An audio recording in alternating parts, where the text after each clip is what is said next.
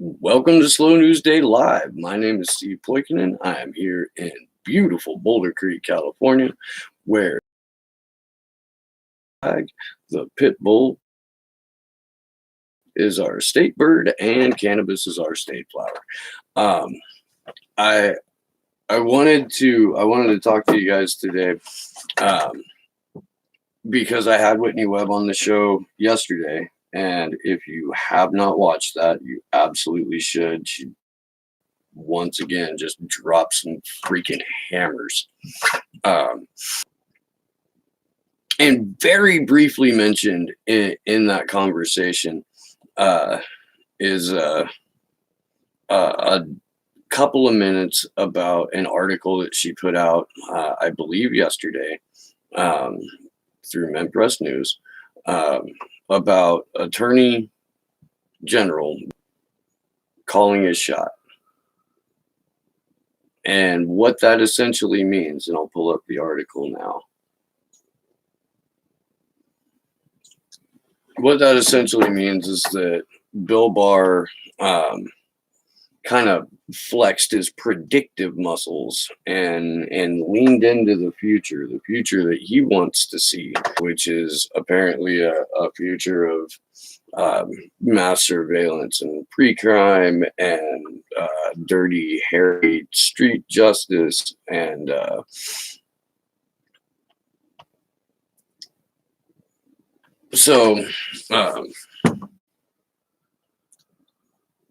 so July 23rd, which is about 2-ish weeks ago, Bill Barr gave a speech where he talked about the need for all consumer electronic devices and encrypted software to have a backdoor for the government to bypass the encryption, essentially calling for the exact same measures that Donald Trump proposed immediately after the shooting. The press conference from this Monday about Donald Trump, or that Donald Trump gave about the shootings.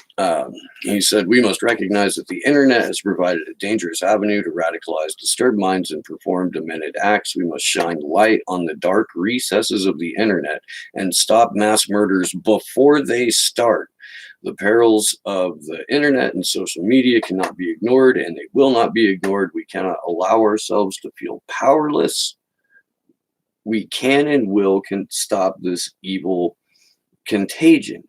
Now, I don't know about you, but the line, "We must shine light on the dark recesses of the internet and stop mass murders before they start," sounds an awful lot like pre-crime. And 2 weeks prior to these shootings, Barr said in his speech, saying that he anticipated a major event may well occur at any time that will galvanize public opinion on these issues.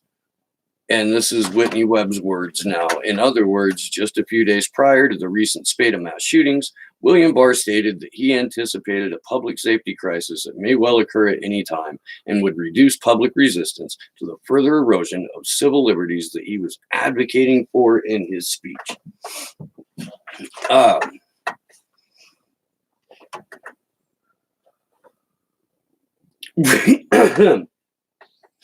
We've got a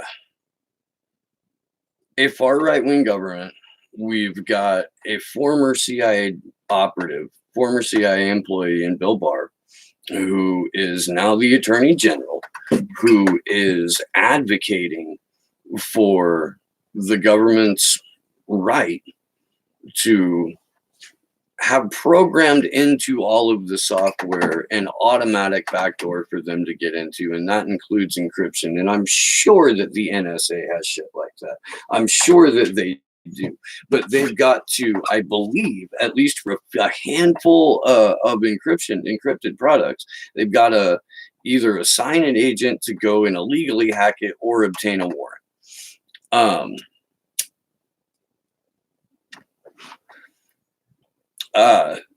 Whitney's article goes on to say the FBI, which operates under the jurisdiction of the Department of Justice and reports directly to William Barr, has now stated that it was aware of the El Paso shooter's plan to murder civilians via a post on 8chan at least 2 hours before the shooting took place.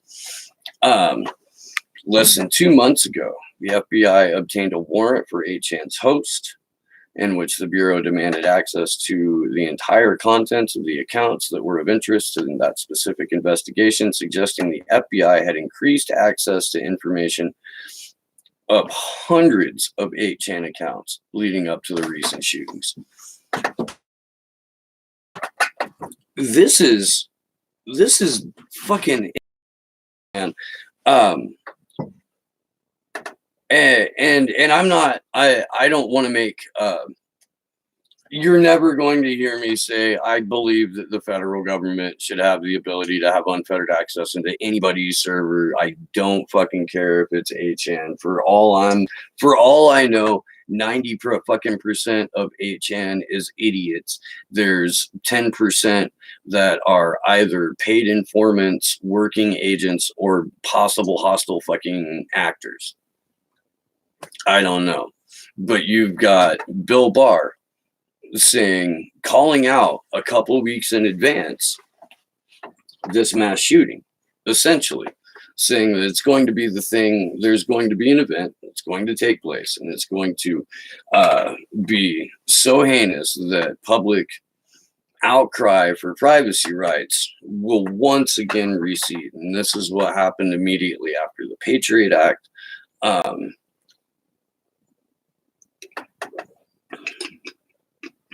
This is when we started to see the unfettered militarization of our culture. Like, even more so than the 80s propaganda movies, even more so, or I guess not seen since World War II. Really, we have still running on television the show NCIS, which is like a propaganda factory. It's fucking insane. We were watching, I don't even remember the show now, because I stopped watching it because it was fucking, it was propaganda. Military parades at football games, essentially. 6 million or 6, yeah, I can't remember if it was 6 million or if it was 6 billion. It was probably 6 million. But taxpayer funded contract to the NFL to make sure that sporting events are essentially military parades and recruiting ads. The hyper militarization of our culture can't be helping the reality of these shootings, whether or not the shootings 100% are organic or manufactured. That Walmart shooting in El Paso,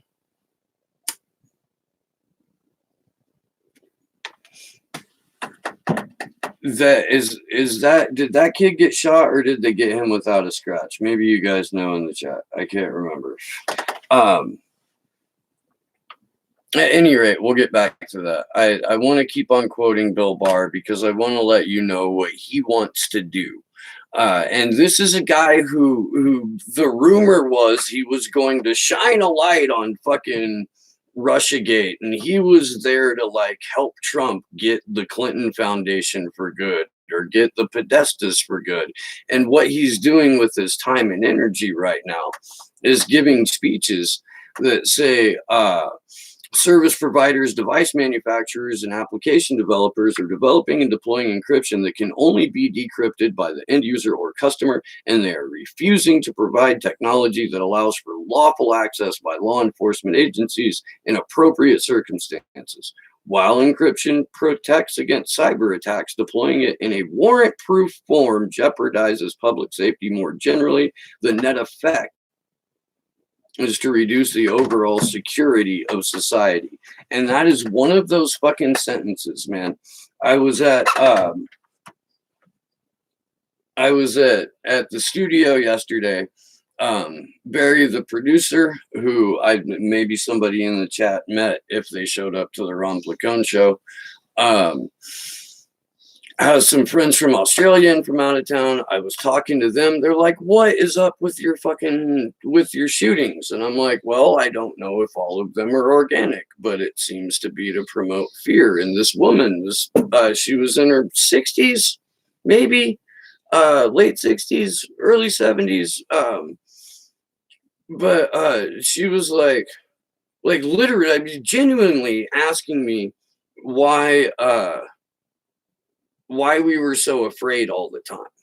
Like, well, we have this media that is owned by 6 corporations that all disseminate the same propaganda with differently spun viewpoints. So you're arguing about which version of the propaganda is the best version. We've had a 50-some-year war on education.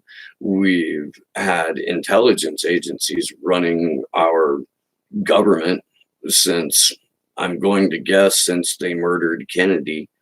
But certainly from the time that George Bush walked in from the directorship of the CIA into the vice presidency. And as we all know, Ronald Reagan, great on camera, blatantly racist, complete US puppet. We had the director of the CIA run the country for 12 years. And I'm explaining this to them, and they're like, and the guy goes, I've honestly never really thought about it that way. And it's like, I would have called you crazy a decade ago, but I know what the Five Eyes countries are, and I know now, thanks to, and he went into Julian Assange, and I got to promote the Free Assange Vigil series that we're doing. And if you guys aren't watching that, man, you should. We have pulled in some incredible people for them. I'll get to that later. I wanna stay on the Attorney General right now, because I really want to drive home this note of the Department of Justice is pushing for what essentially amounts to a pre-crime division. And there's an article in Reuters that I'm going to link in the description that I'm also going to get to here in a moment. Barr went on to say that warrant-proof encryption is also seriously impairing our ability to monitor and combat domestic and foreign terrorists. He stated that smaller terrorist group and lone wolf actors, such as those involved in the series of mass shootings in California, Texas, and Ohio that would occur in the weeks after his speech, have turned, back to quoting Barr now, have turned increasingly to encryption. So we believe that when technology providers deploy encryption in their products, services, and platforms, they need to maintain an appropriate mechanism for lawful access. What he's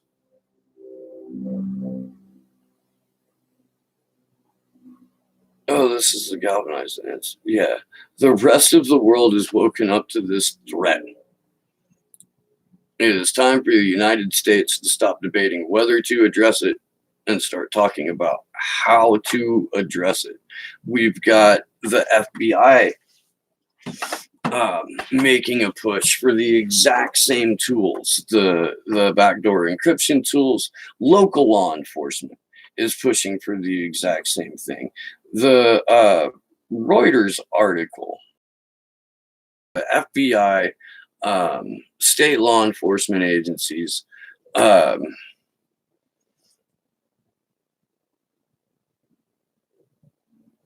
it's taking for a second to load.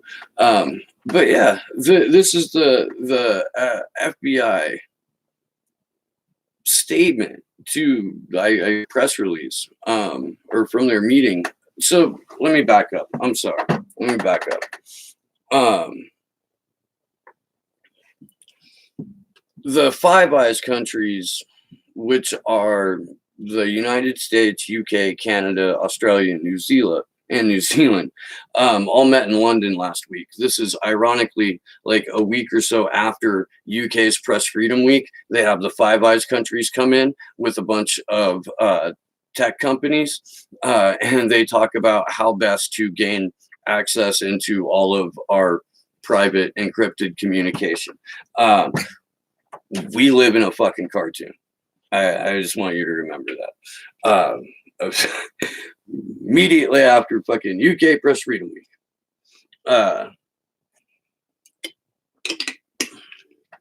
Let's have the Five Eyes country in. Tech companies, this is a quote from the meeting, the government officials noted in an agenda paper for the meeting that some companies deliberately design their systems in a way that precludes any form of access to consent, even in cases of the most serious crimes. Okay. Tech companies should include mechanisms in the design of their encrypted products and services whereby governments acting with appropriate legal authority can obtain access to data in a readable and usable format. I would look for legislation on this pretty soon. I would look for something that either get tucked into some lame appropriations bill, or I would look for it to be attached to a piece of legislation that the Democrats are trying to push, since they're the minority party and need the Republicans to go along with them. That's how the story goes, and that's how the game is set up, when in reality they're fucking one corporate party pretending to not like, or realistically not liking each other, but no matter what they're doing, they're serving the will of their fucking lords and masters, which in most cases, was, we know from Whitney's reporting, are fucking pedophiles. Their statement, the FBI statement, is almost identical to what William Barr said a couple of weeks ago before predicting the mass shootings. It is unsurprising that they are in lockstep on this. There is a quote from our friends at the Electronic Frontier Foundation. They've got, there's another mass shooting every week. If you are looking at the number of mass shooters versus the total population, it's still a tiny, tiny number, which means this is a very, very rare event. It's like trying to predict where lightning is going to strike. And they took him, I want to see his whole quote, because they make it sound like he's being incredibly dismissive of or callous of lives lost to this thing. And he's clearly talking about data points in terms of monitoring people, in terms of how these tech companies are going to actually enforce this shit. Because you've got Facebook, who recently hired on one of the women who co-wrote the Patriot Act, who has already been developing this kind of software built into, there's an AI that's built into like every messaging platform, and that's not just fake Facebook Messenger, that is also WhatsApp. So if you are an activist and you are using WhatsApp, please stop using it, because you're letting Facebook essentially hand over all of your conversations to whoever you want to, or whoever they want to. And that's a fucking bad idea. Please stop using WhatsApp. Please move to Signal or Wire or something like that, that for the time being is actually end-to-end encrypted. If you're going to email, please get a Proton Mail account. Like, while we can, make them go to the extra effort to see what you're writing, especially if it's a fucking grocery list, especially if it's, hey, look, man, I'm going to be 5 minutes late, or you're just please just do it through an encrypted fucking end-to-end user fucking protected system, and yeah, just waste their fucking time. Please do that.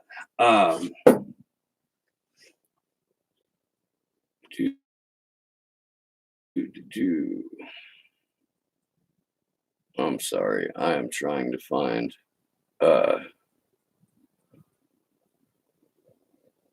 quote about this outside of.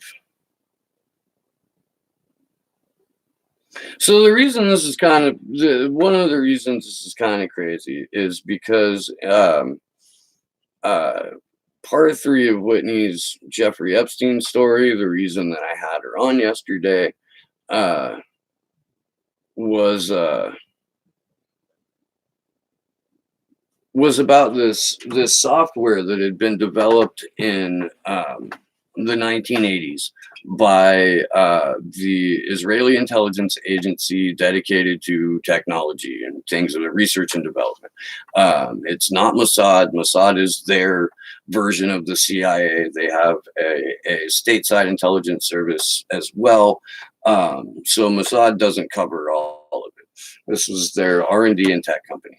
They developed this secure software for intelligence agencies to use. They did it through a front company. They ended up selling this this software, this encrypted software, to the US, to the UK, to Whitney laid them all out. But multiple intelligence agencies, including the KGB, and what it did is it gave Israeli intelligence services this exact backdoor access that William Barr is talking about right now, from like 1983 to 1998, and then they got found out, they got shut down. Immediately, another software company came along, and AdDocs, I think it was. At any rate, the company that the Department of Justice wants to go through is Peter Thiel's company, Palantir. Peter Thiel was one of the co-founders of Facebook. Palantir is basically the domestic version of this software program that will be allowed, that will essentially provide as a function mass surveillance. I'm gonna do a whole show on Palantir. I'm trying like fuck to get Barrett Brown on for that. If I can't, I will go to a couple of people who have written extensively about Palantir and have them on in his stead. But yeah, here's the line about the do. Oh yeah, Facebook announced in May that the company is developing the backdoor for that. The new initiative would implement AI-powered surveillance measures onto consumer devices, which would bypass end-to-end encryption on both the recently encrypted Facebook Messenger and the popular encrypted messaging app WhatsApp, acquired by Facebook in 2014. Though the measure was announced in May, it has received media attention only in the last week following William Barr's speech about that. I really can't hammer this point home enough, man. If you are using WhatsApp, you are using software that is open to intelligence agencies. I know a lot of activists that use WhatsApp. Please stop doing that. Please stop doing that.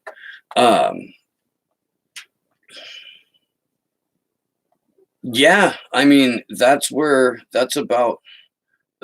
all I have on this story. Here's what we know. We know that the FBI has had access to 8chan for a while. We know that the FBI had already viewed the El Paso shooters manifesto. We know that one of the Parkland parents was in El Paso painting a mural.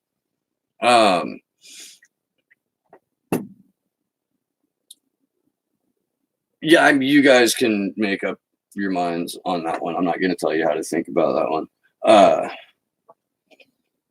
But yeah, we're in a fucked up spot right now where we're going to see more and more push by the Department of Justice, the FBI, which I guess is Department of Justice, but local law enforcement agencies, the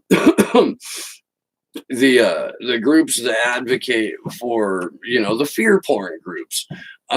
They're all going to come out of the woodwork pushing for this legislation, or pushing for something that can be tucked into an omnibus spending bill or the NDAA or whatever, to guarantee mandated developer backdoors for government to get into end-to-end encrypted services, and a pre-crime division. That's just fucking nuts to me. I see who's hanging out in here. Holy shit! Hey, how's it going, yo?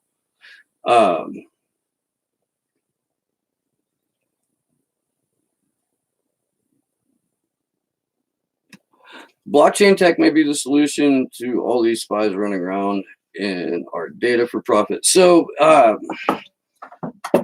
had Sean O'Brien from the Yale Privacy Lab, who is getting ready to launch something called Privacy Safe, which I'll find more out about here in the next couple of weeks.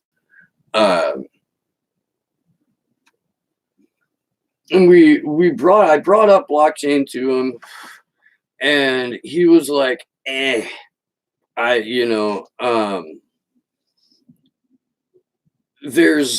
apparently some shit that needs to be worked out with blockchain. Like, it needs to be further developed. There needs to be more done to it before it's as secure as people market it as being. I don't know enough about that. I defer to those guys. That's why I have them on the show, because they're fucking way smarter than me. And I can barely handle the tech responsibilities I have when I'm in the studio. Yes, pre-crime.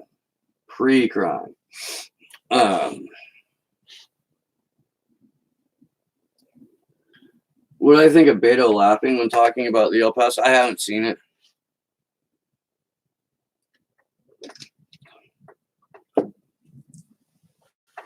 Was that the what the fuck moment where he was like, come on, media, what the fuck? Or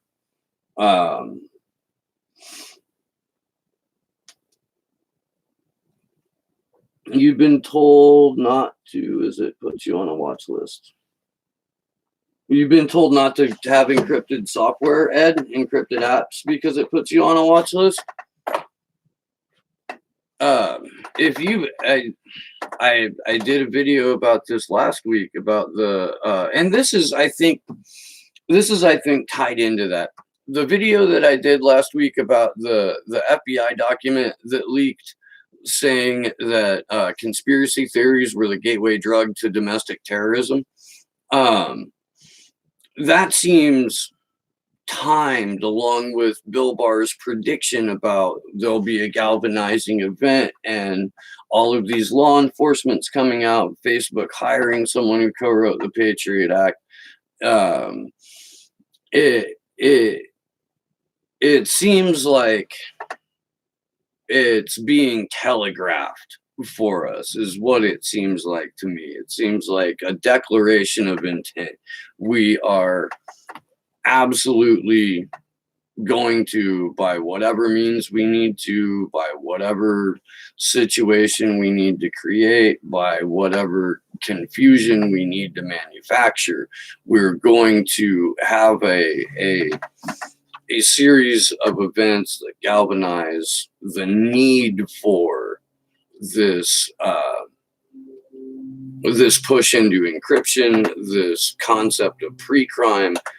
Again, the quote from Donald Trump from the press conference on Monday, which was right after the El Paso and Dayton shootings. Where the heck did it go? She writes really long articles. Come on.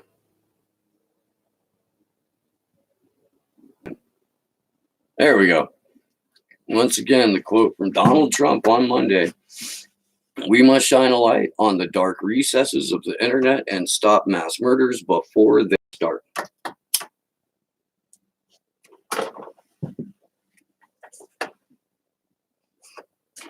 We don't even know what happened in the past or what is going on now. That is an excellent Excellent statement, Rogue Cow.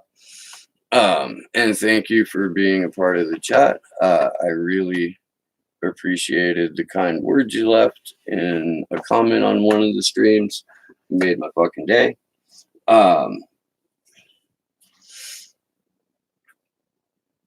Yeah, so my thought on my thoughts on that are, we really don't know the past. There's only so much that is reclaimable, really. If we get, we can get like court records, we can get deed documents, we can get personal diaries and personal histories going back for a little while. And that's what I consider to be reclaimable history, though I can't in any way, shape, or form be like, oh, this was a legitimate court proceeding, because, probably not. But we have a situation where we've got cable news that functions as state television, and what they aren't whitewashing in history or recent history, they're completely rewriting, while rewriting the present. Like, if you watched Kamala Harris get her ass kicked by Tulsi Gabbard on that debate stage, immediately after, Kamala Harris responded with like this really snide, really angry, mean girl who just got called out for her own bullshit kind of tone in her voice, and just smeared Tulsi Gabbard. Didn't address any of the things that had been brought up during that debate, but just smeared her. And then the next day, there was, smear article after smear article about Tulsi Gabbard.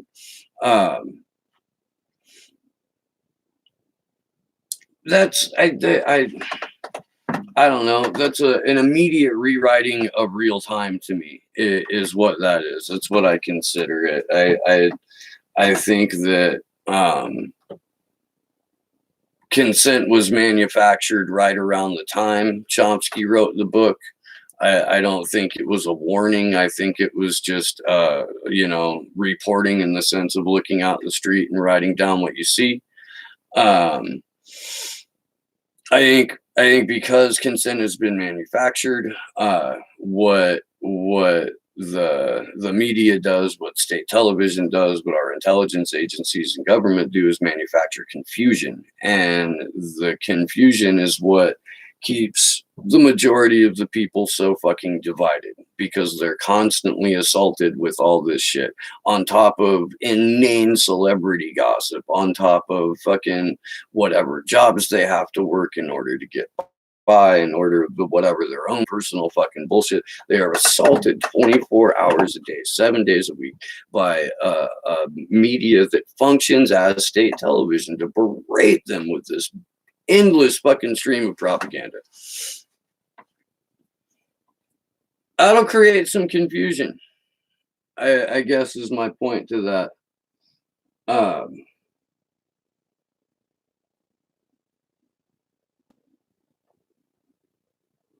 Movement will have to be underground through root. So yeah, we talked about this, man. This is decentralized activism. This is you and a couple of your friends going out to do an action where you know that your group hasn't been infiltrated, because it's you and a couple of your friends.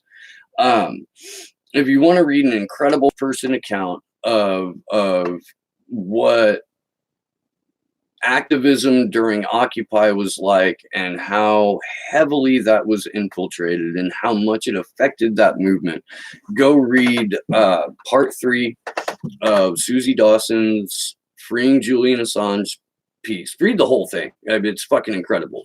But part 3 serves as a first-person testimonial of organizing and being active during a large protest movement that was heavily infiltrated, and what it looked like, and how to spot it, and who you can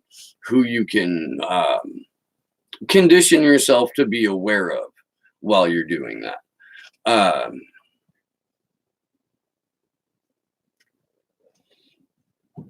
so yes, Susie Dawson freeing Julian Assange. The thing that I'm highlighting currently is part 3, but please read the entire series. It's absolutely badass. Bernie was forced to talk about gun control on Joe Rogan by the DNC with these mass shootings. And Bernie fucking lost me with that. I don't. You guys know where I'm at.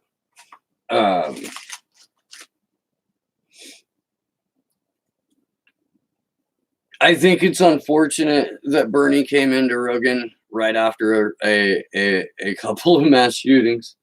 I think that that conversation probably would have been avoided altogether.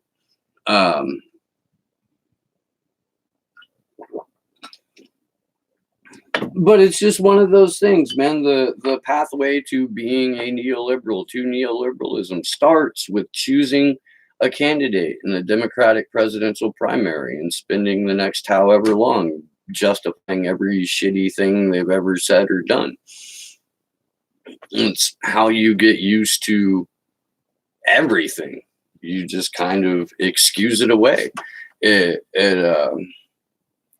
Jimmy Dore makes a point that yes, Susie Dawson. Here, I'll put it right here in the chat, and then I'll go try and find a link to it. I'll put a link to it in the description.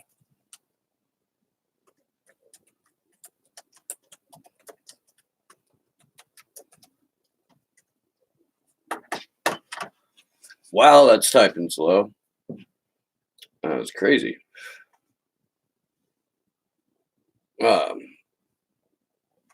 Yeah, Susie Dawson was one of the original hosts of the Unity for J Vigil series, and she is well, she's currently really fucking busy and has a lot going on right now. But she put together this incredible series. Her entire body of work and fucking creating the Internet Party of New Zealand and all of that shit. It was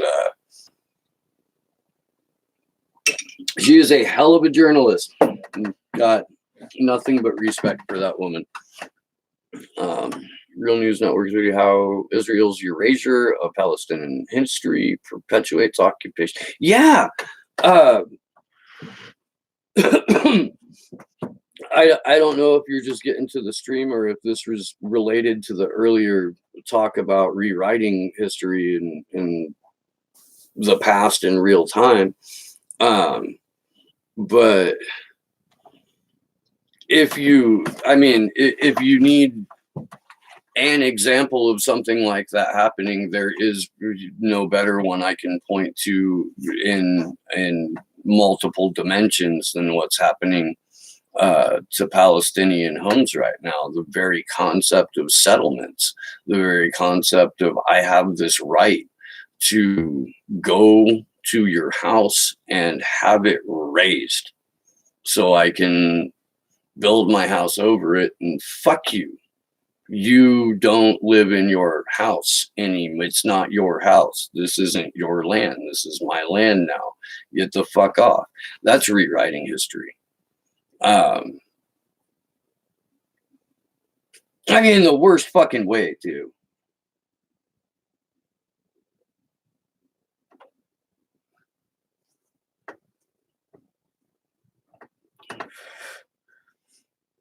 All right. Well, I think that's about going to do it for me tomorrow at noon Pacific, my time, 3 p.m.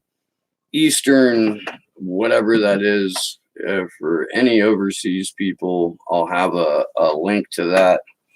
I found a neat time zone converter thing that we're putting in for all the Unity or the free Assange visual streams now. Tomorrow at noon, I'm going to have in the studio with me Jason Carney, Pat the Burner, John Graziano, Brooke Hines is going to call in. Taylor Hudak, who co-hosts the Free Assange Vigils with me, is going to call in. Call in. I will probably have another person or two call in along the way. There should be hijinks. They're going to want to have a political horse race show, so that's going to be fun because I get to participate in a horse race show from the perspective of there's no fucking way that voting in a rigged system and a duopoly provides a substantive avenue for change. So yeah, that'll be fucking fantastic. Please tune in for that. And until then, I'm Steve Poikinen. This has been Slow News Day, and good luck to us all.